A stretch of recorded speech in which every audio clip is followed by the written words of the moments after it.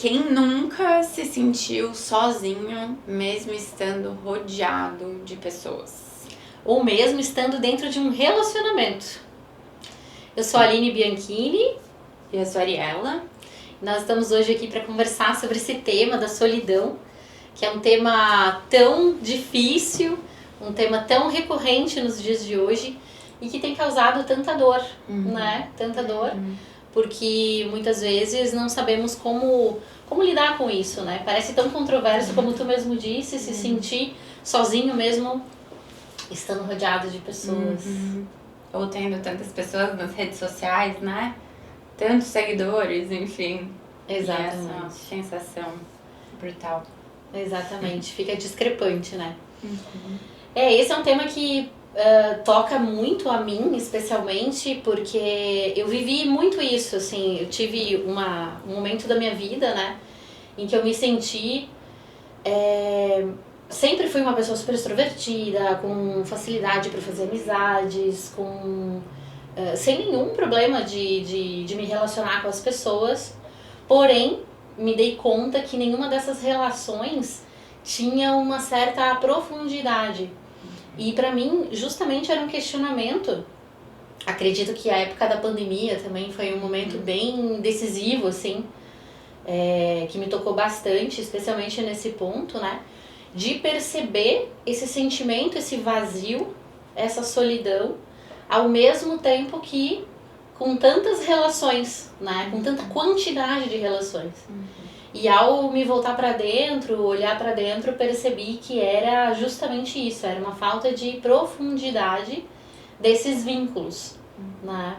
E comecei justamente a me trabalhar para descobrir como refazer então esses vínculos, porém agora de um outro ponto, né? E essa jornada tem sido realmente bem intensa. Sim. Eu até tinha pensado numa história minha que falava sobre ter viajado pra fora e, enfim, me encontrar sozinha, né? E não ter relacionamentos que eu já tinha familiaridade. Mas agora eu te ouvindo falar aqui, me veio outra história. Que foi, sei lá, quando eu tinha uns 24 anos, assim, e eu olhava pro lado, olhava pras minhas amizades que eu tinha construído até então. E não sei, eu senti uma coisa estranha, assim, quando eu tava com eles, né? Eu lembro que eu saía daqueles encontros com aquelas pessoas e eu falava assim, mas como é que pode eu estar me sentindo assim tão vazia depois de estar com pessoas que eu gosto tanto, ou até mesmo familiares já me senti assim, né? E isso é muito natural, né? Porque a gente vai tomando algumas decisões bem na cidade, assim, idade que a gente vai já gerando alguns conceitos sobre o que a gente quer, o que a gente não quer da vida, o que a gente pensa. E isso faz sentido a gente pensar, né, que isso vai afastando mesmo, né, isso vai gerando uma diferença que faz com que a gente já não estabeleça mais essas conexões, né, porque não se trata só sobre ter assuntos em comum ou conseguir sair com as pessoas, porque também com as nossas agendas, né, e o tempo, isso também já é um dilema nas relações, né, a gente tem que dedicar um tempo na nossa agenda para isso. Mas também tem que programar isso. Tem que programar, porque isso justamente nos faz investir bem, nisso, né? Investir nisso. Então, também foi um dilema, assim, pra mim, ver aquelas pessoas que eu tinha muita familiaridade, rostinhos, assim, que no meu coração tinham muito carinho, mas no final das contas já não me traziam mais aquele senso de pertencimento, né? Já não tinha mais essa conexão. E bom, no consultório também a gente recebe várias pessoas que trazem essas questões, né, de relacionamento, de enfraquecimento, de conexão. E me veio aqui também uma história de um paciente que foi um dos meus primeiros pacientes, assim, não vou dar muitos detalhes, né, mas ele tinha terminado um relacionamento de muitos e muitos anos, assim, tinha começado a trabalhar remoto por conta da pandemia. E terminou esse relacionamento, estava muito triste por conta disso, mas também porque ele se via sozinho, né? Então as únicas pessoas com quem ele convivia eram pessoas do trabalho. E é muito doido isso, porque quando a gente vai começando a se acostumar com esse estado assim mais solitário, da solidão, de não gerar conexões, a gente vai ficando acostumado com esse lugar, né? E aí fazer novas relações é difícil, onde que eu vou, quem eu encontro, né?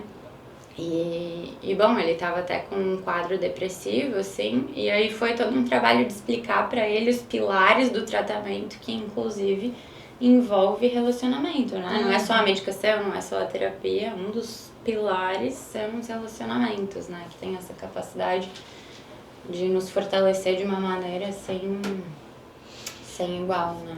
Tu sabe que uma das palavras que tu usou na tua fala, né, que é o pertencimento, pra mim, essa é uma das grandes chaves, assim. Eu reflito muito sobre isso, da forma como a nossa sociedade, como ela tá montada hoje, né? Como que ela tá funcionando. Eu tive uma experiência uns anos atrás, eu fui no velório de um avô, o avô do meu ex-companheiro.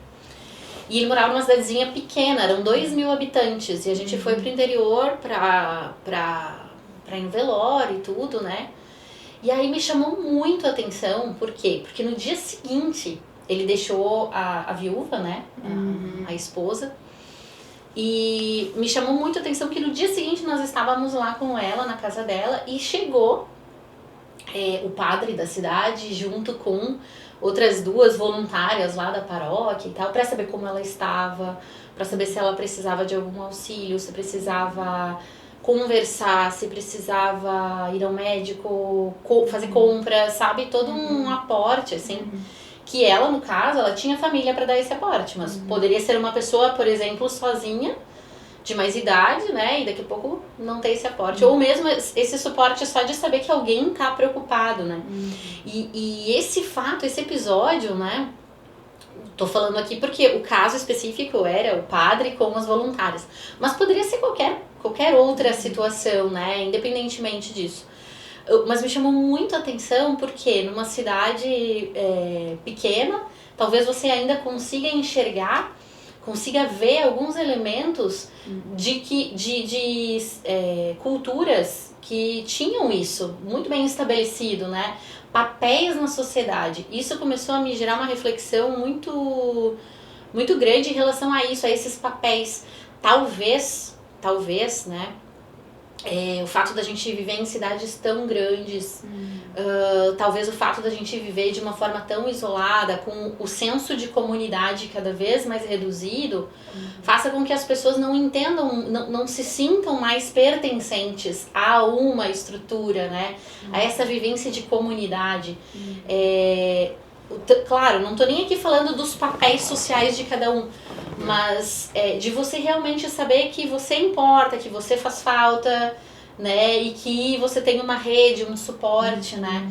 Eu acho que hoje uma das grandes angústias, né, é essa falta de sentimento de pertencimento e de saber que você tem essa rede de suporte, né. Então eu achei muito curiosa aquela experiência. E, bom, a gente sabe que além desses fatos que eu comentei, né, da nossa vida urbana e tal, a gente também tem visto a redução do número de integrantes de família, a gente tem visto também muitas pessoas envelhecerem fora de relacionamentos e tal. E aí tem todo um movimento, porque como o ser humano, ele é um ser social, ele é um ser, digamos assim, fabricado, né, para viver em comunidade. É muito interessante como também vai acontecendo essa reorganização, porque o ser humano ele precisa dessas conexões. Tanto que, tava até vendo semana passada, sempre saem notícias desse tipo, a semana passada me chamou a atenção uma reportagem de, acho que eram 5 amigas aposentadas, se não me engano, que elas juntaram as economias, reformaram um super casarão para morar juntas e passarem o fim da vida juntas, né? Então, assim, já vamos juntar nosso dinheiro. Já começar a juntar nosso dinheiro. Começar a ver umas propriedades legais, né?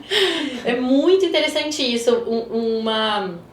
um movimento das pessoas estarem também buscando mais contato com a natureza, mais esse contato, essa vivência de grupo, de comunidade, né? E eu também fico pensando que o que afasta muitas pessoas, né, que vai tirando essa cultura de comunidade, são também essas diferenças entre as pessoas, né? Porque cada vez mais a gente vê grupos, assim, defendendo determinada coisa e isso vai gerando um discurso de ódio em relação ao outro, né? Inclusive ontem eu li uma frase que eu gostei muito que é assim, de longe é muito fácil odiar, se aproxime, né? Que propõe essa aproximação pra gente ter Nossa, a frase é gerar, muito boa. Gerar, já vamos aplicar na nossa vida isso. Já vamos se aproximar das pessoas que despertam alguma coisa na gente, né? Mas então eu acho que isso também contribui muito para as pessoas se separarem, né? E irem se isolando, assim, né? Porque aí defende uma coisa, defende a outra, se a outra pessoa defende outra coisa, nem vou me aproximar, nem quero estar perto dela, né? Então isso também vai criando toda uma camada de separação entre as pessoas, né? Eu não tenho dúvida disso. Faz um tempo já faz... Posso pegar essa almofadinha que tem do teu lado? Obrigada. Olha, faz bastante tempo mesmo, acho que era tipo 2010, por aí. Acho que foi. Eu vi um documentário, não sei se é Canal Brasil ou GNT, uma coisa assim. E foi um experimento muito sensacional que eles fizeram com crianças na faixa de Gaza. Uhum. E eram crianças palestinas e crianças judias, né? E eram crianças que se encontravam no verão todas as férias para brincar. E foi muito interessante porque chegou num determinado momento da adolescência, ali na entrada da adolescência, 12, 13 anos, 14 anos, e as crianças que tinham no outro grupo, né, seus melhores amigos, eles de uma hora para outra passaram a se odiar, de uma hora para outra passaram a rechaçar e não querer mais conviver. Então foi muito interessante ter assistido esse documentário, bastante triste, né? Mas para mostrar que realmente são discursos que vão gerando essa separatividade, que no fim das contas, o que nos une enquanto seres humanos, sabe? Nos aproxima independentemente. E isso a gente faz com as crianças, né? A gente vai colocando, a nossa cultura vai colocando, né, determinados conceitos e que vai gerando esse tipo de separatividade que tu tá comentando, né? Que é fomentado também muito pela questão da internet. Eu lembro quando eu tava fazendo o doutorado, eu entrei em contato com um autor, acho que era o Lipovetsky, que ele tinha uma fala, né, que ele justamente dizia que a internet, que prometia aproximar as pessoas, acabou gerando guetos, né, e amplificando. Claro, na época que ele escreveu isso era não tão óbvio quanto hoje, né? Sim. Agora ele tá vendo que ele estava certo, né? Mas que essa tecnologia que prometia essa conexão, entregou contato, mas não conexão, né? E exacerbou, na verdade, essas diferenças. Os discursos de ódio, né? Ajudou a exacerbar isso ainda mais. Tu assistiu essa série que tá super hypada agora, que é o Adolescente? Ainda não. Sim. Ainda não. Assim, é pesada, mas ela fala muito sobre isso, assim. Fala sobre esses discursos de ódio e o que eles podem nos levar a fazer, entre milhares de outros temas super importantes. Mas esse em especial, assim, e ele até comentava que na geração atual, né, a mais recente que tá usando, esqueci agora o nome, não é nem geração Z, acho que é uma anterior, posso estar falando besteira, mas eles têm inclusive códigos de como eles se comunicam. E aí o policial lá que tava fazendo toda uma investigação não conseguia entender e quem precisou ajudar era um jovem. Um emoji roxo é tal coisa, um emoji de coraçãozinho vermelho é tal outro, né? E aí a gente não vai conseguindo decifrar isso, mas por trás isso é super perigoso, né? Porque imagina uma mãe que tá fazendo um acompanhamento de uma filha que tá usando ali as redes sociais, não consegue captar a mensagem que tá por trás daquilo tudo, né? Mas Mas sim, as redes sociais, elas inclusive elas têm um potencial tóxico muito grande, né? Tanto para as comparações, uma questão de como a gente se enxerga, né? E aí, dependendo de como a gente se enxerga, a gente é mais apto ou inapto a estabelecer relações, né? Então, se a gente se enxerga de uma maneira, né, que não se valoriza, não se aceita, como é que a gente vai estabelecer relações, né? Ou se a gente ainda consegue estabelecer essas relações, o que eu tô buscando, né? Porque tem uma diferença, assim, né? De essa solidão ou a solitude, né? E o estar conectado ou não estar conectado. Porque eu posso buscar uma relação simplesmente para suprir uma carência, porque aquela dor é tão grande que eu não consigo ficar sozinho. Ou eu tô buscando essa relação porque eu quero crescer, porque eu quero me desenvolver, porque eu quero compartilhar com alguém, né? essas pessoas, né? Isso, inclusive, tem uma autora que é a Bell Hooks, ela fala sobre os relacionamentos. E é muito bacana o que ela traz, porque ela define que o relacionamento é essa nossa capacidade de crescer para entregar algo para o outro, né? Tá numa relação disposto a gente crescer e fazer o outro crescer também, né? Isso ela defende mais em relacionamentos amorosos, mas isso se encaixa perfeitamente em relações, né? Porque senão é uma moeda de troca, né? Eu tô ali pra tu me dar isso, tu tá aqui pra me dar isso, enfim, não tem algo a ser construído em conjunto, né? É como aquele autor também, do que escreveu Arte de Amar. Meu Deus. Um psiquiatra americano. Como é que A Arte de Amar. É o Erich Fromm. Erich Fromm. Tava aqui na ponta da língua. Como ele fala, né? Assim como a gente vai desenvolvendo, é natural, a gente desenvolve uma relação de troca comercial, a gente vive uma relação com o mundo mercantil, que é uma relação mercantil, né? E de ganhos e enfim, né? De investimentos e ganhos. E é natural que a gente transfira isso para as nossas relações. Então, eu sigo me relacionando enquanto eu tenho um benefício. Enquanto aquela pessoa me traz um benefício, né? E quando não me traz mais, então, aí eu descarto. Então, essa relação descartável que a gente tem com as coisas, né? Na verdade, é só uma transferência porque é uma forma de viver, né? A forma como a gente vive as nossas relações é a forma como a gente vive com a gente mesmo. É a forma como a gente trata os objetos, como a gente trata, sei lá, qualquer ser da natureza, né? Então, porque não se trata do objeto em si, mas da forma como a gente vive, né? Não sei se tu concorda comigo. Sim, acho que é bem... E essa questão, assim, então, da qualidade das relações, né? É o que eu acredito que seja o ponto-chave de tudo, né? A gente estava conversando esses dias sobre aquela pesquisa. Gente, uma pesquisa longitudinal, assim, ou seja, são mais de 70 anos, pesquisando a vida das mesmas pessoas, né? Foi aquele estudo de Harvard, né? E é incrível, porque hoje eles já estão, acho que quase 80 anos pesquisando agora as famílias, os filhos desses jovens, né? As esposas e tal. Alguns ainda estão vivos, bem velhinhos, né? Ainda respondendo a pesquisa, já está no quarto diretor essa pesquisa, então que legal. A importância da gente ter essa continuidade, né? E hoje a gente consegue então olhar a vida, né, de centenas de pessoas. Essa pesquisa, não lembro bem dos números, depois a gente coloca aí na edição, né, os números de participantes.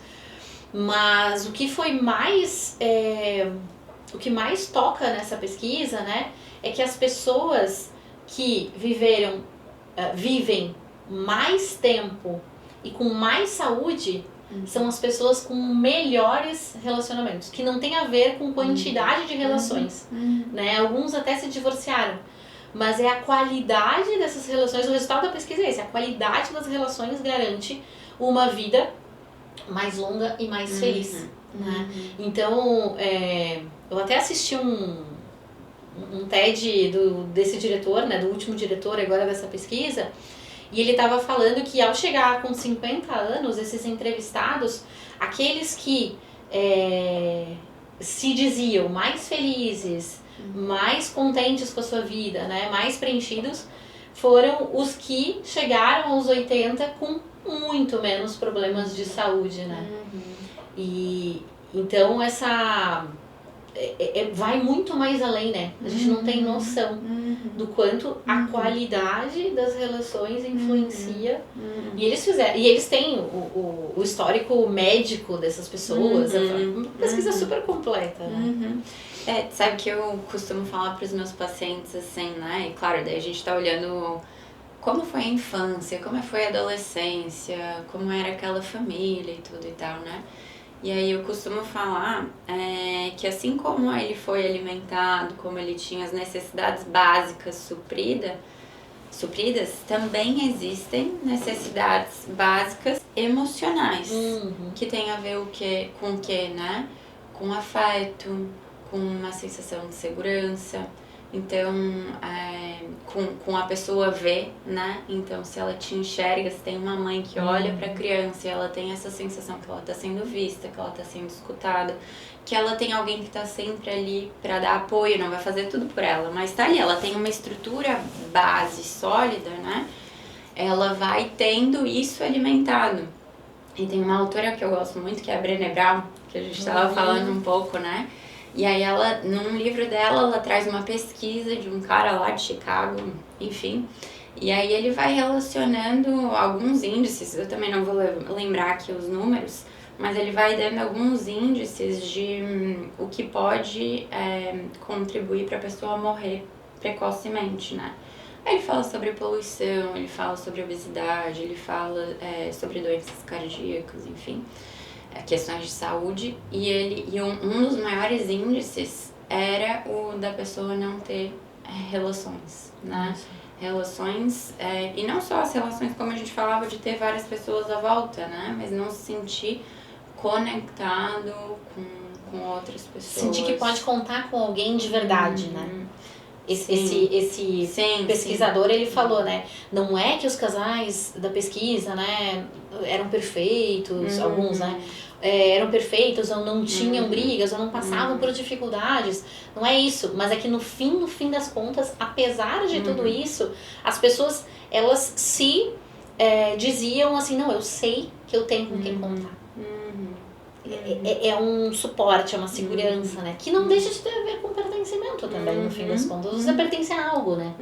Algo que foi construído, tecido e que te traz uma segurança, né? Olha essa frase aqui que ele fala assim: negar sua solidão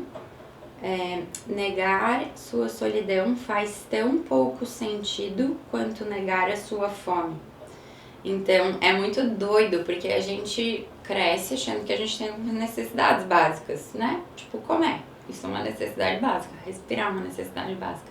Mas como seres sociais a gente também tem uma necessidade básica que é disso que a gente tá falando, né? Então quando a gente nega isso, porque tem uma coisa que é muito doida, quando a gente se sente sozinho, a gente tem vergonha disso, né? Sim. A gente tem muita vergonha de falar que tá se sentindo triste, que tá se sentindo sozinho. E porque, ai meu Deus, o que as outras pessoas vão pensar, né? Ai, nossa, eu não tenho capacidade de fazer amigos, nossa, eu não tenho capacidade de estabelecer uma boa relação com a minha família, enfim.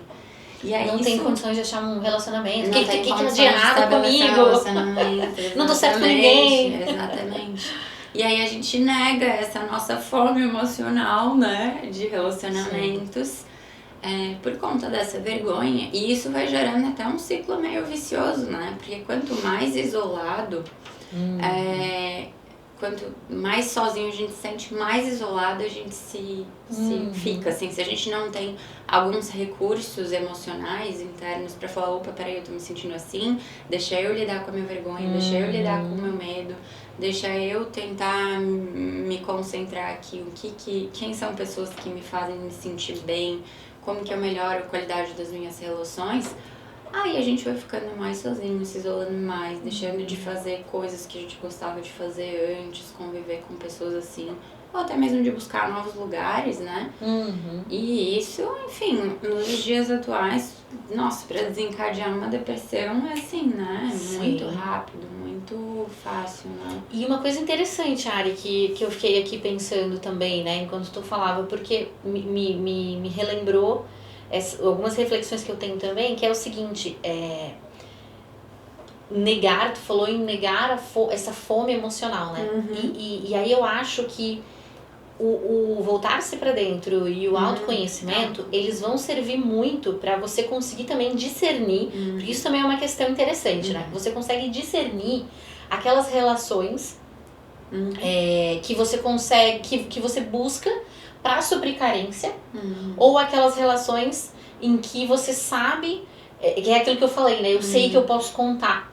E isso é muito engraçado, porque tem aquelas amizades, por exemplo, que a gente sabe, né? Nossa, eu não falo há não sei quantos meses com fulano, mas aquele fulano, a gente tem uma relação construída com essa base, que é muito diferente de outras relações que às vezes tu tem muito mais contato no dia a dia, no cotidiano, mas que tu vê que é uma conexão meio que por carência, e nunca é de um lado só, né?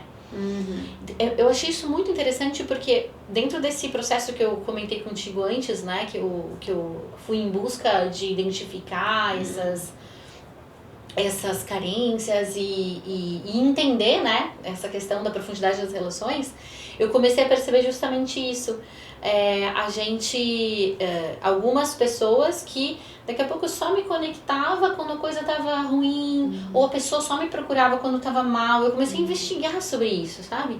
E à medida que eu comecei a dar passos em busca desse aprofundamento, eu comecei a perceber que justamente essas relações começaram a se dissolver, ou se afastar, né? Ou já não fazia mais sentido. Era aquilo também que tu mencionou no começo né, do nosso encontro, sobre sair me sentindo vazia. Né? Mas, lembrei também de uma outra coisa, se tu me permite. A gente estava falando sobre o quanto é natural e faz parte, né? O ser humano é um ser social e tal. E a gente estava falando que, inclusive, a saúde, né, e a nossa longevidade tem a ver com... Eu fiquei absolutamente chocada quando eu vi esses dias Não, eu só fiquei bem... É muito triste essa história. Mas eu tava vendo esses dias uma postagem, foi numa postagem, depois eu fui pesquisar pra ver o que era mesmo, né?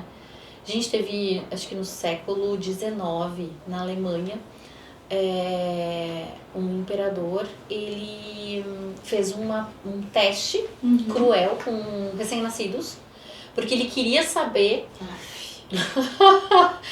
Não, ele queria saber que idioma as crianças iam falar, como as crianças iam se comunicar sem contato humano nenhum. Então eles garantiam que as crianças recebiam alimento, asseio, porém as pessoas nem olhavam para elas, não tocavam nelas, não olhavam, não falavam com elas, nada, né? E aí não deu nem para terminar o experimento, porque as crianças morreram. As crianças literalmente morreram por falta de contato humano. Simplesmente o corpo parou de funcionar. Ou seja, o contato humano, ele não só é necessário, como ele é... Vital. E aí depois na Alemanha também, né, se notou, aí já na época dos orfanatos ali e tal, meio que na época da guerra e pós-guerra, as crianças morriam muito, crianças assim saudáveis nos orfanatos morriam sem ninguém saber o porquê. Mas teve um orfanato que nenhuma criança morria. E aí eles foram ver o que era. E aí era porque tinha uma enfermeira que cuidava das crianças, que não só alimentava e limpava, mas dava colo, conversava, dava carinho. Gente, isso pra mim, eu até me arrepio falando disso, né? Porque é isso, né? Ignorar isso é algo que... Que é o que eu falava das necessidades emocionais, né? São necessidades básicas, né? A gente precisa ter isso. Mas daí, tava pensando aqui que também isso é um dilema que acontece no consultório, que as pessoas vêm e todos nós temos algum machucadinho no que diz respeito a isso, porque os pais, eles não são perfeitos, né? Os cuidadores, a família, ela não é perfeita, né? Então ela vai deixar a desejar. Claro, algumas deixam muito a desejar no que diz respeito a sanar essas necessidades emocionais, mas vão, sei lá, por exemplo, a gente pode imaginar uma família que os pais trabalham fora o dia inteiro, né? E essa criança, ela fica com a babá e a babá, não tá muito aí, não tem esse trato e tal. Isso deixa uma marca registrada naquela criança, né? Aí ela cresce com uma sensação, uma percepção de si muito fraca, de que não é amada, de que não é vista. Isso é só um exemplo, né? Pode acontecer de diversas maneiras, né? Isso aqui a gente nem tá falando dos casos mais tensos, assim, de negligência de família, né? E aí ela vem pro consultório e também é um desafio isso, porque isso vai aparecer nas relações. O outro não vai ser capaz de alcançar tudo isso, né? O outro não vai ser capaz de atender tudo isso, que já é um machucado muito profundo nela, né? E aí que talvez entra, por exemplo, pessoas que estão cercadas de outras pessoas, tem pessoas que querem estar perto delas, né? Relações que demonstram essa vontade de estar junto, mas que ainda assim ela se sente sozinha, né? E aí é um trabalho de ela conseguir fazer isso que tu estava falando, do autoconhecimento, de ela conseguir olhar internamente, dar um nome. Ah, tá, na minha infância era assim, não pra castigar e julgar os pais, mas eu sempre falo no consultório. Quando a gente olha sobre seus pais, sobre a infância, a gente não é como que é o nome daquilo? A gente não tá aqui num tribunal pra julgar eles, tá? A gente só tá aqui reconhecendo o que aconteceu que faz com que tu tenhas essa dor tão profunda, né? E aí é um movimento, vamos supor, né? A pessoa, ela não tinha a validação dos pais. Então, o senso dela de si é muito fraco. Ela não consegue fazer movimentos profissionais, no relacionamento é tudo sobre o outro, ela precisa de uma validação o tempo inteiro do outro, senão ela não é nada. É um trabalho de ela ir reconhecendo o próprio valor dela, de ela conseguindo analisar na trajetória dela o que é bom, o que tem valor, o que ela tem de força. Ela também fazendo alguns movimentos aos poucos, né, se expondo gradualmente a novos desafios e vendo que ela consegue, sim, né? Porque também tem essa questão, né, de que se a gente vai construindo esse caminho de estar bem com a gente mesmo, da autoaceitação, do amor próprio, que é muito banalizado nas redes sociais, mas que ele é fundamental, né? A gente ter essa capacidade de estar bem, de gostar da gente mesmo. Aí sim a gente também vai estar disponível para uma relação, né? Porque, claro, muitas vezes pode ser o outro problema na relação, mas muitas vezes sim, somos nós o problema na Qualquer relação. semelhança não é mera coincidência. Só muda de endereço, né? Essas histórias, sim, assim. Sim. Ninguém está se identificando com essas coisas que tu tá falando. Então é muito doido isso, né? Porque ser humano, né? É aquilo que a gente também comentava antes, que é assim, arrumar o carro com ele andando. Arrumar né? a roda com o carro andando, né? Então, não tem como parar a vida, deixa eu consertar isso aqui. Sim. Pra daí poder... Se a gente tá se sentindo muito sozinho, não adianta a gente se jogar em milhares de lugares onde tem muitas pessoas. Não, a gente também precisa ir olhando para isso que nos movimenta na direção de a gente se sentir sozinho, né? Porque às vezes pode ser o lugar errado, mas às vezes também pode ser a gente, né? Essa ferida que dá o tom, assim. E daí, claro, se a gente não reconhece, não nomeia isso, pode pôr muitas coisas esquisitas, né? Por exemplo, o uso excessivo das redes sociais, né? Ou, sei lá, compras em excesso, vícios no geral. Pra algum lugar, essa dor, ela vai. Pra algum lugar ela vai, né? Se a gente não elabora, não dá um nome, não tenta fazer outros movimentos, ela aparece. Eu acho fundamental a gente retornar, voltar a tentar compreender de fato, quais são as características do ser humano, o que é ser ser humano, sabe? Porque no fim das contas, a gente negar certas necessidades, como a gente tem falado aqui ao longo dessa conversa, né? Só vai gerar dor, sabe? Tem o Saint-Exupéry, que, né, o autor do Pequeno Príncipe, eu adoro os livros dele. O Pequeno Príncipe é a obra final dele, onde ele acaba colocando toda a forma de pensamento dele ali, de uma forma belíssima, até poética, assim, né? Mas ele tem vários outros livros maravilhosos e o tema central dele são as relações humanas, né? E eu acho belíssimo que tem uma obra que ele fala isso, né? Ele fala, olha, enquanto as flores se reconhecem entre elas, os cisnes se reconhecem entre eles, só o ser humano constrói a sua própria solidão. Só o ser humano constrói a sua própria solidão. Então, é como tu estava falando, né? Se a gente não reconhecer essa necessidade de se conectar profundamente, de resgatar esse senso de pertencimento, de viver esse senso de comunidade de alguma forma, né, é antinatural e vai gerar sofrimento, e gera sofrimento porque não é natural. Justamente gera sofrimento porque não é natural. E o que eu gosto sempre de propor, assim, uma provocação, principalmente quando eu atendo casais, é assim, estou trazendo um conflito, um dilema, e todos nós temos isso, todos nós em alguma medida vivemos isso, até as terapeutas de casal.